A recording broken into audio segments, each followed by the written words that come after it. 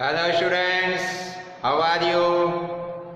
Welcome back to my channel CBSE Mathematics 10th class Chapter 9 Exercise 9.1 Question number 12। देखिए इससे पहले के सभी क्वेश्चंस हम सॉल्व कर चुके थे। आज हम क्वेश्चन नंबर 12 स्टार्ट कर रहे हैं। From the top of a 7 meter high building, the angle of elevation of the top of a cable tower is 60 degree and the angle of depression of its foot is 45 degree. Determine the height of the tower. देखिए इसके अंदर क्या है कि एक तो 7 metre height की कोई बिल्डिंग है। मैं ऐसे करता हूँ, इसको बिल्डिंग को यहाँ पे शो कर रहा हूँ। क्वेश्चन नंबर है आपका 12। ये कोई 7 मीटर हाइट की कोई बिल्डिंग हो गई। हमने बिल्डिंग की हाइट को कितना दिखाया? 7 मीटर। अब इसके बाद में जो केबल टावर है, देखिए जो टावर है तो इस बिल्डिंग से तो बड़ा होगा, तो उसकी हाइट को हम ज्यादा दिखा देते हैं। ये हो गया आपका केबल टावर। ये क्या है भाई? ये है आपका cable tower.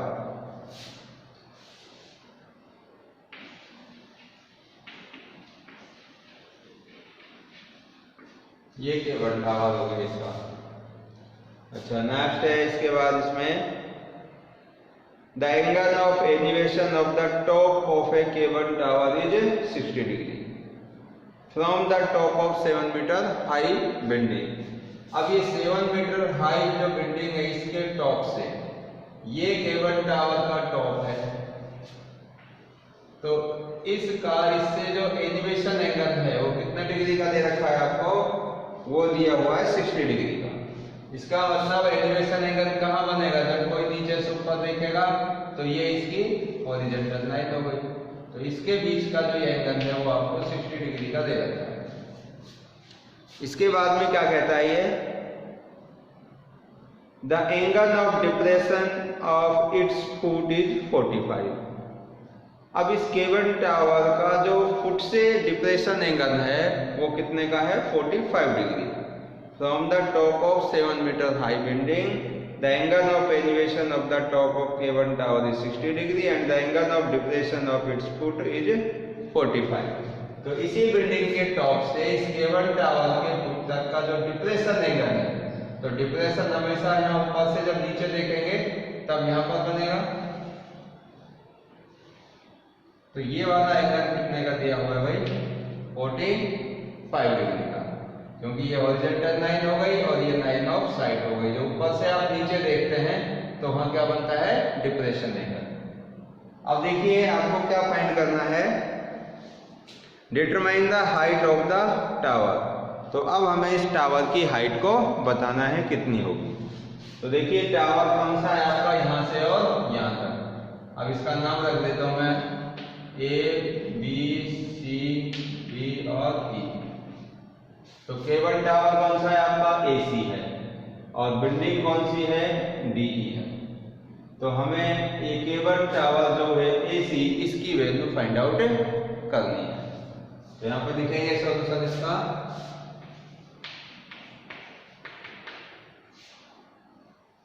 That AC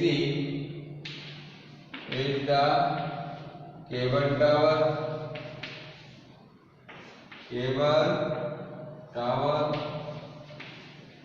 and ED is a building। तो आपकी ED तो बिल्डिंग है और AC है जो केबल टावर है। अब इस बिल्डिंग की जो हाइट है वो कितनी है? 7 metre. Given that height of building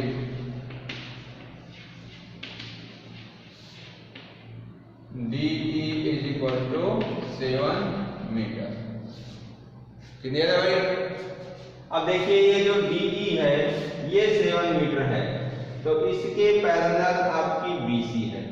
क्योंकि सेम 90 डिग्री एंगल पर ये हाइट है, 90 डिग्री एंगल पर ये भी हाइट है। तो यहां से यहां तक जो इतनी डिस्टेंस है 7 मीटर, वही डिस्टेंस BC की होगी। तो आपकी ED और BC दोनों सेम होंगे। ED is equal to BC और कितनी होगी भाई 7 मीटर होगी। दोनों की लेंथ सेम हो जाएगी। कितनी होगी भाई 7 मीटर। अब इसके बाद देखिए आगे, इसके बाद आपका डिस्टेंस पूरी कौन सी चाहिए, आपकी AC वाली डिस्टेंस चाहिए। और AC डिस्टेंस निकालने के लिए अब हमारे पास ये वाली डिस्टेंस तो पता हो गई, कितनी है 7 है। ये डिस्टेंस तो 7 हो गई। तो अब यहां तक की डिस्टेंस अगर हम और फाइंड कर लेते हैं तो उसको अगर हम 7 में ऐड कर देंगे तो कंप्लीट टावर AC की हाइट हमें पता हो जाएगी। तो इस डिस्टेंस को मैं H मान लेता हूं, H मीटर। तो AB is equal to H and AB is equal to H metre. अब देखिए, अब हमारे पास दो राइट एंगल ट्राइंगल बन रहे हैं इसके अंदर। कौन कौन से हैं भाई? अब ये वाला जब आपका देखिए ये वाली लाइन मतलब कि एकदम स्ट्रेट लाइन है, परपेंडिकुलर, ये भी परपेंडिकुलर है, और BC और BE ये दोनों आपकी पैरेलल लाइन होगी। और इन पैरेलल लाइनों को जब ये वाली ट्रांसवर्सल लाइन इंटरसेक्ट करती है, ये वाली ट्रांसवर्सल लाइन क्या करती है, इंटरसेक्ट, तो ये बनने वाले अल्टरनेट इंटीरियर एंगल कैसे होंगे, सेम होंगे। तो ये एंगल भी कितने डिग्री का हो जाएगा, 45 डिग्री। इन दोनों पैरेलल लाइनों को जब ये ट्रांसवर्सल लाइन इंटरसेक्ट करेगी तो ये अल्टरनेट इंटीरियर एंगल भी कैसे होंगे, सेम होंगे। तो ये 45 है तो ये भी 45। तो इस राइट एंगल ट्राइंगल के अंदर और इस राइट एंगल ट्राइंगल के अंदर हम ट्रिग्नोमेट्री को अप्लाई करें तो हमारे पास में distance AB easily find out हो जाएगी। तो देखिए, अगर हम ये डिस्टेंस निकालना चाहते हैं तो ये वाले एक्यूट एंगल है 60 डिग्री, इसके अपोजिट साइड ये परपेंडिकुलर और ये बेस। तो हमें ये बेस की रिक्वायरमेंट है, यानी कि जो BE है और DC दोनों कैसे हैं भाई, सेम है। ये दोनों डिस्टेंस भी कैसी है, सेम डिस्टेंस है। तो इसको भी लिख देते हैं, BE is equal to DC। ये दोनों डिस्टेंस आपकी सेम है। अब हम इस ट्राइंगल को सेलेक्ट कर लेते हैं भाई, DEC। इस ट्राइंगल में ट्रिग्नोमेट्री को अप्लाई करते हैं और इस ट्राइंगल में भी हम ट्रिग्नोमेट्री को अप्लाई करते हैं। तो क्या लिखेंगे, in right triangle, in right triangle EDC। EDC के अंदर देखो, ये आपका एक्यूट एंगल है 45 का, तो इसके अपोजिट साइड ये हो गई परपेंडिकुलर और ये बेस। एडजस्ट साइड है, जो साइड है आपकी DC है, इसके साथ में जो एंगल बन रहा है वो 45 का है। तो परपेंडिकुलर अपॉन बेस होता है कौन सा, tan थीटा। तो इसमें हम tan थीटा वाला फॉर्मूला यूज कर सकते हैं। तो क्या लिखेंगे भाई, tan 45 degree is equal to perpendicular है आपका DE और बेस है DC। अब इसमें वैल्यू रखेंगे आप, tan 45 की 1 और DE कितना है 7 और DC कितना है ये नहीं पता कितनी है DC। तो इसको क्रॉस मल्टीप्लाई करके और DC की वैल्यू निकालेंगे। तो DC इज इक्वल टू 7। तो ये हमारे पास ये भी 7 मीटर है।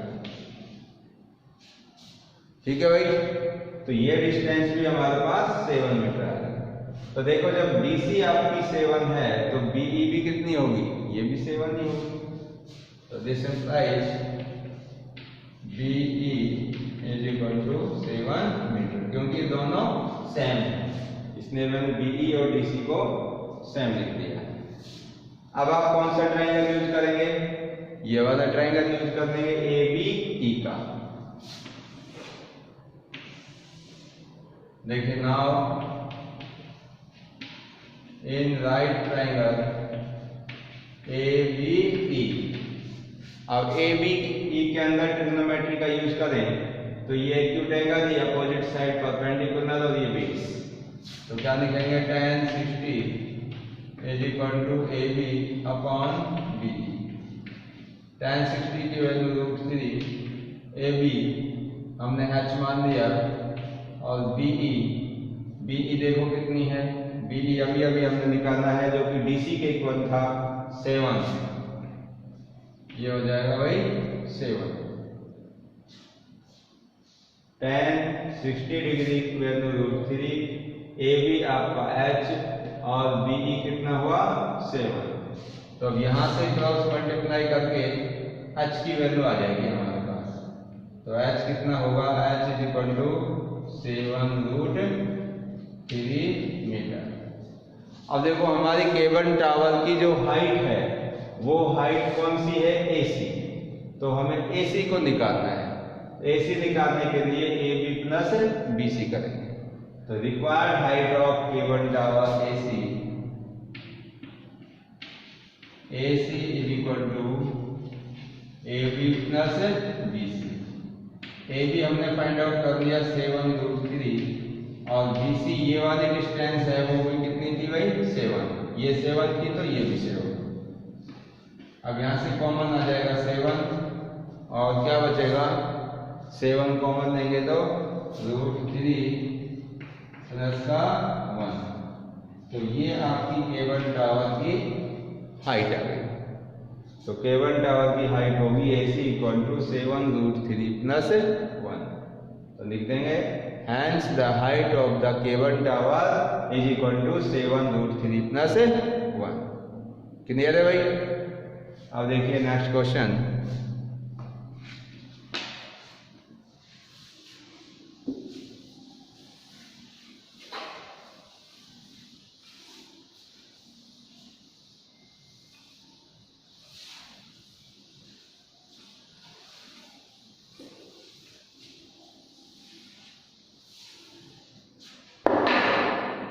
देखिए भाई नेक्स्ट क्वेश्चन नंबर है 13 क्वेश्चन क्या है, as observe from the top of a 75 metre high lighthouse from the sea level, the angle of depression of two ships are 30 and 45 degree। If one ship is exactly behind the other on the same side of the lighthouse, find the distance between the two ships. देखिए किसी समुद्र के अंदर दो ship जा रहे हैं और वो दोनों एक दूसरे के पीछे हैं, तो इसमें समुद्र लेवल दे रखा है आपको, समुद्र का जो लेवल है वहां से लाइट हाउस की आपको कुछ इसमें हाइट दी हुई है। क्वेश्चन नंबर 13 यहाँ से स्टार्ट कर रहा हूँ भाई। क्वेश्चन नंबर 13, सपोज दैट ये किसी भी समुद्र का लेवल है यानी कि सी लेवल, और इस सी लेवल से जो लाइट हाउस की हाइट है वो है 75 मीटर। तो लाइट हाउस कितना ऊंचा है 75, ये मैंने इसकी हाइट शो कर दी भाई, इसके अंदर मैंने इसको हाइट को शो कर दिया। तो ये क्या चीज है भाई, लाइट हाउस है आपका,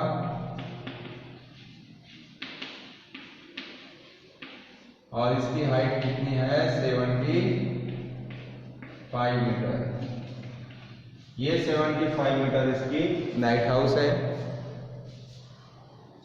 75 मीटर लाइट हाउस की हाइट है। अच्छा अब देखिए इसके बाद में ये जो समुद्र का लेवल दिखाई दे रहा है, यहाँ पर दो शिप चल रहे हैं एक दूसरे के पीछे। मैं मान लेता हूँ एक शिप इधर है और दूसरा शिप इधर, यहाँ पर एक दूसरे के पीछे हैं ये। अब क्या है कि from the sea level the angle of depression of two ships are 30 and 45। तो जो पहले वाला शिप्स है इसका इस लाइट हाउस से जो डिप्रेशन एंगल है, तो डिप्रेशन तो क्या होगा ऊपर बनेगा, तो ये इसकी क्या है हॉरिजॉन्टल लाइन, और ये जो एंगल आएगा ये कितना डिग्री का होगा? डिप्रेशन एंगल यहाँ बनेगा आपका 30 डिग्री। ये क्वेश्चन नंबर 30। ये डिप्रेशन एंगल हो गया यहाँ पर। अब इसके बाद में जो सेकंड वाला है ये वाला से इसका डिप्रेशन एंगल यहीं से वो कितने डिग्री का है? 45 का। तो ये आपका जो एंगल है ये 45 डिग्री का है। तो क्या करना है आपको? Find the distance between the two ships. अब दोनों शिप्स के बीच की डिस्टेंस बतानी है, यानी कि ये फर्स्ट शिप यहाँ था, सेकंड वाला यहाँ है, तो इन दोनों के बीच की जो डिस्टेंस है वो क्या होगी वो हमें फाइंड आउट करनी है। तो देखो इसको मैं पॉइंट देता हूँ ए, बी, सी और ये डी। तो ये वाली डिस्टेंस, सपोज दैट इस डिस्टेंस को मैं मान देता हूँ x और इस डिस्टेंस को मान देता हूँ मैं y। तो टोटल आपकी जो AC डिस्टेंस है वो कितनी हो जाएगी? x plus y। ये AC डिस्टेंस होगी। अब देखो हमें किसकी वैल्यू निकालनी है? दो शिप्स के बीच की डिस्टेंस, यानी कि x की वैल्यू हम फाइंड आउट करेंगे। किसकी वैल्यू? x की वैल्यू। तो देखिए इसमें जिसको हमने जो जो चीजें मानी है उनको हम शो कर देंगे।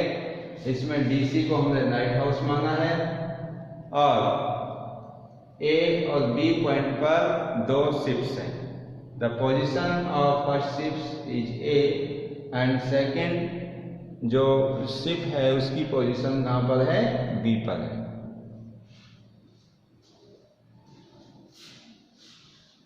अब देखिए लिखेंगे इसको दैट, यहां से शुरू कर रहा हूं।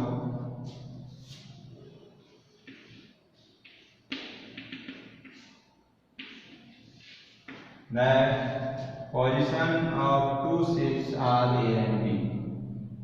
That position of two ships are A and B। A पर फर्स्ट शिप है और B पर सेकंड शिप है। And distance between two ships and distance between two ships B x। तो x मीटर की डिस्टेंस हमने दोनों शिप्स के बीच की मान ली और BC को हमने y मान लिया है। हाइट आपको लाइट हाउस की सी लेवल से 75 मीटर गिवन है। Height of lighthouse from sea level,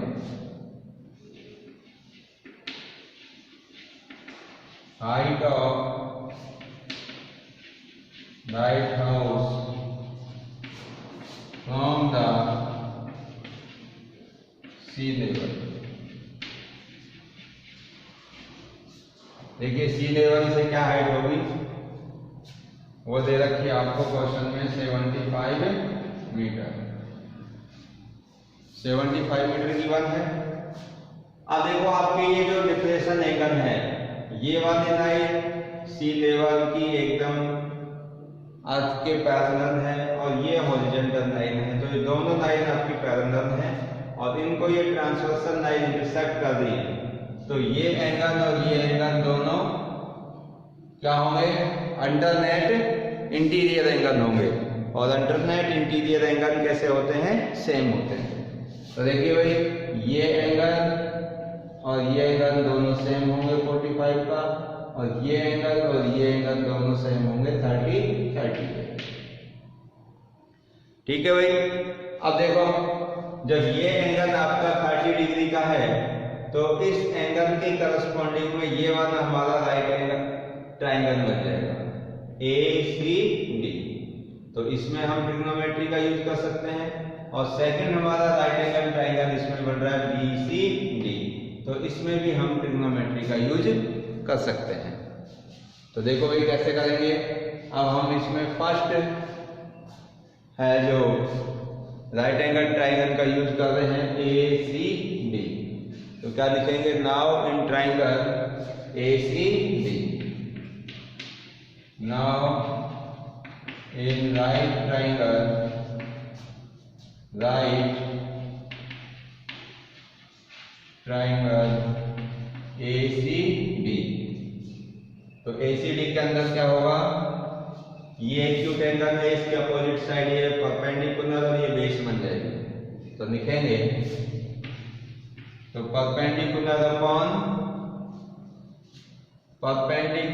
upon base equal to tan theta. तो tan आपका 30 degree equal to perpendicular CD और बेस हो जाएगा AC। तो tan 30 की वैल्यू आप जानते ही हो 1/√3 होती है। tan 30 की वैल्यू 1/√3 और CD की वैल्यू 75 और AC कितना होगा आपका x प्लस y। ये हो जाएगा 75/x प्लस y। तो ये हमारे पास में फर्स्ट इक्वेशन आ गई। कौन सी इक्वेशन है भाई, फर्स्ट इक्वेशन है। इसको दे देता हूं मैं इक्वेशन नंबर फर्स्ट। अब फर्स्ट इक्वेशन को अगर हम क्रॉस मल्टीप्लाई करेंगे तो देखो क्या बनेगा। तो देखो from first x plus y is equal to 75√3। इसको क्रॉस मल्टीप्लाई करने पर यहाँ पर रख देता हूँ equation number 5, x plus y is equal to 75√3। ठीक है। अब देखो, अब सेकंड वाला जो राइट एंगल ट्राइंगल है उसको देखेंगे, ये वाला। तो इस ट्राइंगल के अंदर आपका वही tan का फॉर्मूला यूज कर देंगे आप। ये एक्यूट एंगल, ये परपेंडिकुलर, ये अपॉन बेस। तो इन राइट ट्राइंगल क्या नाम है इसका, BCD। तो BCD के अंदर क्या होगा, tan 45 degree is equal to DC upon BC। तो tan 45 की वैल्यू 1, DC है आपका 75 और BC को हमने क्या मान लिया था, y। और यहां से क्रॉस मल्टीप्लाई करेंगे तो y इज इक्वल टू 75 आएगा। ये दे दो इक्वेशन नंबर सेकंड। लेकिन आपको किसकी वैल्यू चाहिए थी, x की, दोनों शिप्स के बीच की डिस्टेंस। तो x निकालने के लिए आप इक्वेशन सेकंड से y की वैल्यू फर्स्ट में पुट कर दो, तो हमारे पास में किसकी वैल्यू आ जाएगी, x की। तो put the value of y in equation first, put the value